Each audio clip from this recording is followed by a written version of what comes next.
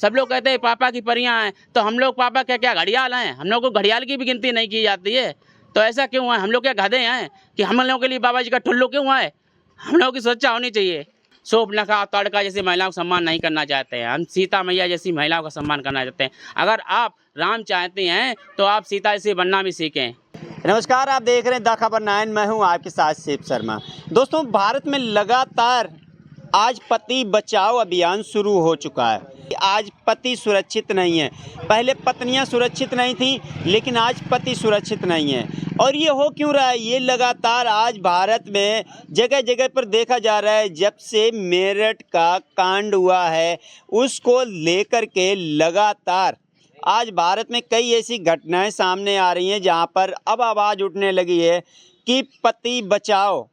जी, क्या कहना है भाई साहब? आज हमारे देश में लगातार ये घटनाएं को अंजाम दिया जा रहा है, क्या कहना है आपका सरकार के लिए? जी, सरकार का कहना, हम कहना चाहते हैं सरकार से, क्यों सरकार बेटियां ही वोट नहीं देती हैं, महिलाएं ही वोट नहीं देती, हम पुरुष भी वोट देते हैं, हम पुरुष भी सरकार बनाते हैं, हम पुरुष भी देश की सुरक्षा करते हैं। लेकिन देखा जाता है कि सिर्फ महिलाओं को सुरक्षा है, महिलाएं ही वोट से क्या आप जीतते हैं? हमारा सीधा कहना है कि हमारे लिए भी कानून बने, ठीक है। और हम ये कहते हैं जेंडर न्यूट्रल लॉ की मांग करते हैं कि महिला जितना आदमी अपराध करता है उतनी सजा महिला को पूरी तरह से मिलनी चाहिए। क्योंकि जब आप बराबरी की बात करते हैं तो बराबरी हर बात में होनी चाहिए। ये नहीं है कि हमारे केस डाल दिया, मुकदमा डाल दिया, झूठा मुकदमा डाल के हमारे खून की जो मेहनत की कमाई है उसमें आप हिस्सा मांगते हो। किस लिए हिस्सा मांगते हो? जब बराबरी हो तो बराबर कमा के इज्जत से खाओ। जैसे हम पुरुष इज्जत से कमा कर खाते हैं, घर परिवार चलाते हैं, ऐसे आप भी कमाओ। आज़ादी के ये मतलब नहीं है कि आप सोशल मीडिया पर नंग नाच करो, आपके खिलाफ कोई ठोस कार्रवाई नहीं होती। हम पुरुष अगर ऐसा कुछ कर देते हैं, 84 बात पे हम तो 6 आरोप लग जाते हैं, बलात्कार के आरोप लग जाते हैं। आखिर हमारे साथ क्यों है? क्या हम इस देश के बेटे नहीं हैं? क्या हम इस देश के नागरिक नहीं हैं?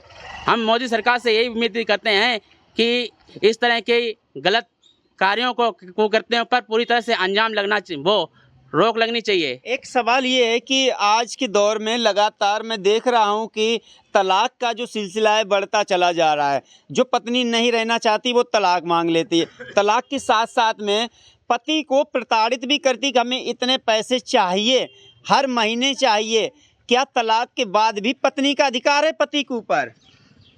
देखो, हमारे जज जो दीपक मिश्रा जी थे, उन्होंने IPC 497 में हटा दिया। मतलब आज़ादी किस बात की आज़ादी? आज़ादी से मतलब किसी कटी पतंग की तरह आप घूमो, कुछ भी करो, वो चीज़ की आज़ादी तो बराबर खाने की थी, बराबर कमाने की थी, बराबर मान सम्मान की थी। हम लोगों को सिखाया जाता कि महिलाओं का सम्मान करो। क्या महिलाओं को नहीं सिखाया जाता कि हम पुरुषों का भी सम्मान करें? हम भी सम्मान लायक हैं, हमारा भी सम्मान होना चाहिए कि हम जिंदगी भर कमाते रहें, बैल की जगह। जब से पैदा हुए 10 साल 15 साल से होते तब हम कमाने लगते हैं। बेटों, आपको जानकारी देने को बताना चाहते हैं कि भारत में प्रति वर्ष न्यायपालिका को 5500 करोड़ रुपए का झूठे मुकदमों से फायदा होता है। और मोदी सरकार नहीं सोच रही। क्यों नहीं सोच रही मोदी सरकार? हम किसी एक सरकार की नहीं ना कहना चाहते। जो भी सरकार आ रही, बेटी बचाओ बेटी पढ़ाओ, तो बेटी को संस्कार भी सिखाओ कि कैसे रहना, कैसे किससे बोलना है। बेटी इसलिए नहीं पैदा करी। सब लोग कहते हैं पापा की परियां हैं, तो हम लोग पापा क्या घड़ियाल हैं? हम लोग को घड़ियाल की भी गिनती नहीं की जाती है। तो ऐसा क्यों है? हम लोग क्या गधे हैं कि हम लोगों के लिए बाबा जी का टुल्लू क्यों है? हम लोगों की सुरक्षा होनी चाहिए। नाबालिग लड़की के गुप्तांग छूना, उसके होंठों को किस करना, उसका नाड़ा तोड़ना, यहाँ तक कि उसके साथ जबरदस्ती करना, ये बलात्कार की सीमा में नहीं आते हैं। क्या कहना चाहोगे आप ऐसे? यही कहना चाहेंगे, ये घूसखोरी जो पैसे मिलते हैं ना, इन पैसों के बल पाश्चात्य संपत्ति नहीं। हमारा देश भारतीय संस्कृति और सभ्यता के नाम से जाना जाता है। जब यहाँ पे भारतीय संस्कृति सभ्यता नहीं तो आप विदेशी चीज कानून ला के यहाँ क्यों पारित कर रहे हो? नहीं, मैं बात ये कर रहा हूँ, क्या नाबालिग बेटी के साथ यदि कोई छेड़खानी कर दे तो वो बलात्कार सीमा में है या नहीं है? देखिए, है। जब बेटी खुद की हो, दूसरे की बेटियों को सब कोई नंगा देखना चाहता है, खुद की बेटी को नंगा कौन देखना चाहता? पता है हमें? चाहे जस्टिस महोदय बताएं। और हम ये भी कहना चाहते हैं, ऐसे भी जज हैं जो ये कहते हैं कि आपकी पत्नी किसी के साथ सो जाए तो कोई अपराध नहीं। क्यों अपराध नहीं है? और मैं ये भी दीपक शर्मा जिसे कहना चाहता हूँ कि आपने जो IPC 497 में हटाई है, बहुत बड़ा आपने जुर्म किया है। जुर्म ऐसे किया है क्योंकि IPC 497 हटाने से एक तो अश्लीलता फैली है सबसे ज़्यादा, और सबसे ज़्यादा पतियों को मारा जा रहा है, पतियों को प्रताड़ित किया जा रहा है। पहले जैसा समाज नहीं है, अब तो महिलाएं हर चीज़ में आगे हैं, तो फिर इस चीज़ में क्यों पीछे रह रही हैं? क्राइम में भी सबसे आगे चल रही हैं।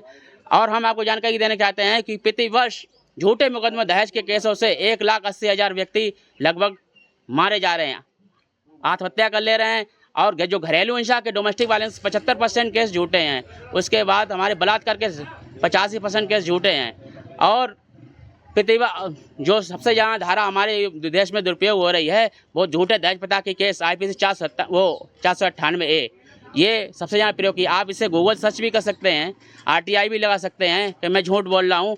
लेकिन पुरुषों के लिए अभी तक भी कोई प्रावधान नहीं है, सिर्फ बेटी बचाओ बेटी पढ़ाओ।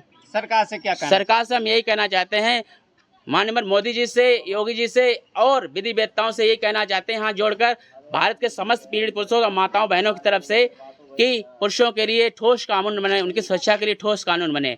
और जो मैं मांग कर रहा हूं कि महिला आयोग है तो पुरुष आयोग भी होना चाहिए। अगर आप गाड़ी चलाना चाहते हैं तो गाड़ी के दोनों पहिए बराबर होने चाहिए। अगर एक पहिया ऊंचा नीचा रहेगा तो कभी भी गाड़ी नहीं चल पाएगी। और मैं ये भी कहना चाहता हूँ कि अश्लीलता सोशल मीडिया पे पूरी तरह से बंद होनी चाहिए।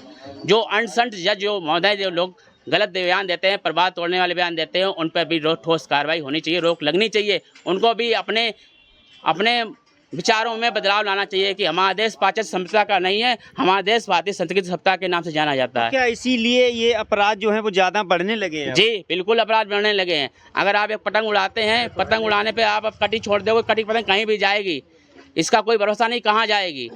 हर चीज़ पे लगाम होनी चाहिए, हर चीज़ के ऊपर कुछ ना कुछ ऊपर होता है। जैसे हम अगर अधिकारी हैं तो हमारे ऊपर दूसरा अधिकारी है, लगाम होना जरूरी है, चाहे वो बेटे हों चाहे बेटी हों। चाहे पुरुष अपराध करता है तो उसे सज़ा मिलती है, तो महिलाओं को भी उसी तरह से सज़ा मिलनी चाहिए। सर, मैं एक बात कहना चाहता हूँ कि जब हमारे निर्दोष पुरुषों भाइयों पर झूठा मुकदमा होता है तो उस समय लोग कहते महिला पुलिस, ठीक है, उस पर मुकदमा होता है, तब ना तो हमारी माँ को महिला समझा जाता, ना तो हमारी बहन को महिला समझा जाता। ऐसा क्यों है? जबकि सरकार चला रही है महिला सुरक्षा। तो महिला किस महिला की सुरक्षा करना चाहते हैं? सिर्फ पत्नी की सुरक्षा करना चाहते हैं, झूठी पत्नी की। हमारी माँ बहनों की भी तो सुनो, हमारी बुआ की भी तो सुनो कि वो भी तो महिला हैं। क्या वो महिला नहीं है? हम उन महिलाओं को सम्मान करना चाहते हैं जो वास्तव में सती सावित्री हैं। हम शोभनखा तड़का जैसी महिलाओं को सम्मान नहीं करना चाहते हैं, हम सीता मैया जैसी महिलाओं का सम्मान करना चाहते हैं। अगर आप राम चाहते हैं तो आप सीता जैसी बनना भी सीखें। धन्यवाद। चलिए, बहुत बहुत धन्यवाद आपका। तो आज के हमारा जो ये बात करने का सिलसिला था, उसका मुख्य उद्देश्य यही था कि आज भारत में जो मुस्कान साहिल सौरभ जैसा केस लगातार देश में बढ़ते चले जा रहे हैं और उस पर चर्चा करना बहुत ज़रूरी था। ज़रूरी इसलिए भी था कि लोगों के मन में आखिर भय जो बैठ चुका है कि हो सकता है कि अगला नंबर मेला, नीला ड्रम देख के आज सोशल मीडिया पे ट्रेंड चल रहा है कि भाई अगला नंबर तेरा ना हो। तो उससे आदमी जो खौफ में थे और कहीं ऐसा ना हो कि आप प्रेम में फंसे रहो और तब तक आप ऊपर पहुंच जाओ। तो ये जागरूकता बहुत ज़रूरी है। और आप लोग भी यदि वीडियो को देख रहे हो कि अब समाज में बदलाव की ज़रूरत है तो दूसरे लोगों को ये जानकारी अवश्य साझा करें। हो सकता है किसी अन्य व्यक्ति की इससे जान भी बच सकती है और कई अन्य लोगों को इसका लाभ भी मिल सकता है। धन्यवाद।